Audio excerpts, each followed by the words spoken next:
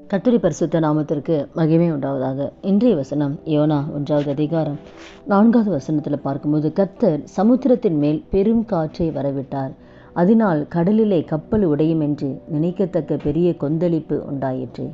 இப்போ ஏன் இந்த ஒரு கொந்தளிப்பு கடலில் கப்பல் உடையிற அளவுக்கு இந்த கொந்தளிப்பு ஏன் வருதுன்னா, கர்த்தர் தான் அதை வரவிட்டார். ஏன் அப்படின்னா, ஆண்டவர் சொல்கிறாரு, யோனாவை பார்த்து சொல்கிறாரு, நினிவேயோட அக்கிரமம் அதிகமாக இருக்குது, அதனால் நினிவேக்கு விரோதமாக நீ பிரசங்கம் பண்ணு அப்படின்னு சொல்லி ஆண்டவர் யோனா கிட்ட சொல்கிறார். யோனா என்ன செய்கிறாருன்னா, ஆணுடைய சமூகத்தை விட்டு விலகி நினிவேக்கு போய் சொல்லணும்னா இவர் தர்ஷீஸு போகிற கப்பலில் ஏறிறார். இப்போ தர்ஷீஸு போகிற கப்பலில் ஏறின அப்புறம்தான் அவனுடைய சமூகத்தை விட்டு விலகி ஆண்டவர் சித்தமில்லாத ஒரு இடத்துக்கு அவர் போகிறார். அப்போ தான் ஆண்டவர் என்ன பண்ணுறாருனா, தெய்வ சித்தமில்லாத ஒரு இடத்துக்கு போகும்போது அங்கே ஒரு அந்த பிரச்சனை வருது. ஆண்டவர் கப்பலில் உடையிற அளவுக்கு, அவர் சித்தமில்லாமல் போறியா, கப்பலை உடையிற அளவுக்கு ஆண்டவர் பெருங்காற்றை வரவிடுறார். ஒரு கொந்தளிப்பு அந்த கடலில் உண்டாகுது. அதுக்கப்புறம்தான் யோனா இதை யாருனால இந்த காரியம் நடக்குதுன்னு சொல்லி சீட்டு போடும்போது யோனா பேரில் சீட்டு விழுது. அப்போ யோனா என்னை தூக்கி கடலில் போட்டுருங்க சரியாயிடுன்னு சொல்லி அந்த கப்பலை மாலுமிகிட்ட சொல்லும்போது, அதே போல் யோனாவை தூக்கி போடும் பொழுது யோனாவை பாதுகாக்க முடிய ஆண்டவர் மீனுக்கு கட்டளை கொடுக்குறார். அப்போ இந்த நாளில் கூட இந்த வார்த்தை கேட்குற ஒவ்வொருத்தர் வாழ்க்கையிலையும் ஏன் நம்முடைய வாழ்க்கையில் கொந்தளிப்பு, ஏன் அவமானங்கள், ஏன் நிந்தைகள், ஏன் பாடுகள், எந்த இடத்துல ஆண்டவருக்கு பிரியமில்லாத காரியம் நம்ம செய்தோம், எந்த இடம் தேவனுக்கு சித்தமில்லாத இடத்துக்கு போகும்போது இப்படிப்பட்ட ஒரு கொந்தளிப்பு வரும், இப்படிப்பட்ட பிரச்சனைகள் வரும்.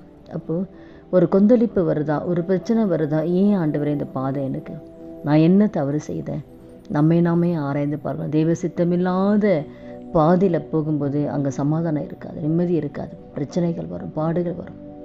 அப்போ நான் எந்த இடத்துல நான் தவறுன ஆண்டவரே, எந்த இடத்துல நான் வழி விலகி போன ஆண்டவரே,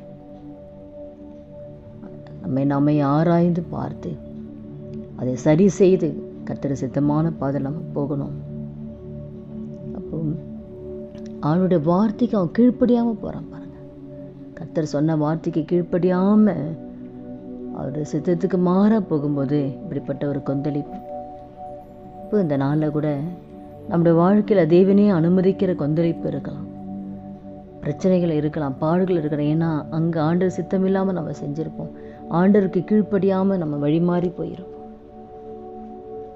நாமே இந்த நாளில் கூட இந்த வார்த்தை கேட்குற ஒவ்வொருத்தர் வாழ்க்கையிலையும் நாமே ஆராய்ந்து பார்த்து இந்த நாளை நம்ம ஒப்பு கொடுக்கும் பொழுது எப்படி ஆண்டவர் யோனாவை மீட்கும்படியாக ஒரு மீனுக்கு கட்டளையிட்டாரோ, இந்த வார்த்தை கேட்குற ஒவ்வொருத்தர் வாழ்க்கையில் நீங்கள் போகிற பாதையில் பிரச்சனைகளில் பாடுகள்லேருந்து விடுதலையாகும்படியா ஆண்டவர் ஒரு மீனை கட்டளிடுவார், ஒரு அற்புதத்தை ஆண்டவர் செய்வார்.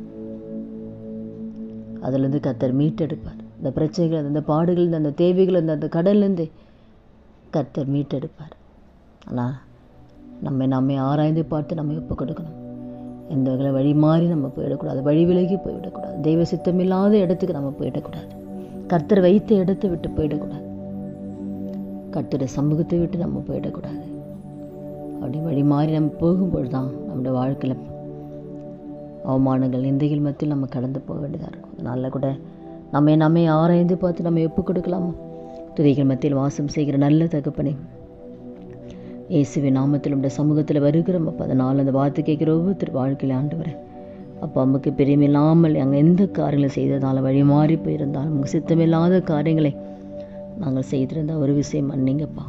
உங்கள் சித்தமில்லாத திருமணங்களை செய்திருக்கலாம், உங்கள் சித்தமில்லாத அந்த காரியங்கள், கடன் வாங்கிக்கலாம், உங்கள் சித்தமில்லாத வழியில், உங்கள் சித்தமில்லாத உங்கள் சித்தமில்லாமல் நாங்கள் சுயமாய் நாங்கள் மாம்சத்தில் நாங்கள் எடுத்த முடிகள் நிமித்தம் எங்கள் வாழ்க்கையில் நிம்மதி இல்லை ஆண்டவரே. இந்த வாழ்க்கை சமாதானம் இல்லை, சந்தோஷம் இல்லாமல் எத்தனை குடும்பங்கள் அப்பா, தெய்வ சித்தம் இல்லாமல் செய்த காரியங்கள் நிமித்தம் எத்தனை குடும்பங்கள் அப்பா பாடுகள் மத்தியில் போய்கொண்டு இருக்கிறது. தயவாய் ஒரு விஷயம் மன்னித்து ஆண்டவரே, எல்லாவற்றையும் கர்த்தர் விடுதலை கொடுக்க மாட்டியா, இந்த கடன் பிரச்சனைலேருந்து, பாடுகள்லேருந்து, அவமானங்கள்லேருந்து கர்த்தர் ஒவ்வொரு பிள்ளைகளை மீட்டெடுக்க மாட்டியா நம்முடைய கரத்தில் ஒப்பு கொடுக்குறப்பா. யோனாக்கு மீனை ஆயத்தப்படுத்தினது போல் ஒவ்வொரு பிள்ளைகளுக்கும் கர்த்தர் ஒரு மீனை ஆயத்தப்படுத்துங்கப்பா. ஒரு வழிவாசலில் திறங்க ஆவியானவரை அற்புதத்தை செய்து ஆண்டவரை இந்த பிள்ளைகளை வாழ்க்கையில் சாட்சியாக நிறுத்துங்கப்பா. அதே போல் ஆண்டவர் யோனா மனம் கசந்து தெய்வ சமூகத்தை நோக்கி பார்க்கும் பொழுது ஆண்டவர் அந்த மீன் வயிற்றிலேருந்து கர்த்தர் வெளியில் கொண்டு வந்தீங்க.